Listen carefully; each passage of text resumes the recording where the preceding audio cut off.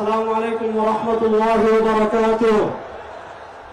আজকের এই জনসমুদ্র থেকে আমরা প্রথম যে বার্তা দিতে চাই, 2024-এর জুলাই আগস্টের গণবিপ্লবের পর অনেককে আপনারা মুক্তি দিচ্ছেন। আমার ভাই ফারাবী সহ আশিকের রাসূলকে কেন এখনো কারাগারে বন্দী করে রেখেছেন? বাংলাদেশের সাতিমে রাসূল ইস্যুতে যতজন আশিকের রাসূলকে কারাগারে বন্দী করে রেখেছেন, অতি শীঘ্রই তাদেরকে মুক্তি দান করতে হবে।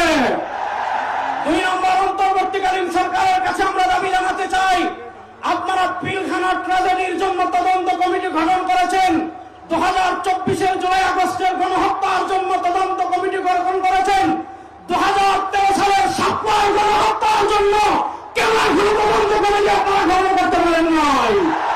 3 নম্বর, শেষ কথা বলে আমি শেষ করছি, আমরা এই তদন্ত কমিটি বাতিলকে আমরা এই কমিটি মানি না ইনশাআল্লাহ। পরিষ্কার ভাষায় বলে, একজন মুসলমান বাংলাদেশে জীবিত থাকতে এই নারী নীতি আমরা বাস্তবায়ন হতে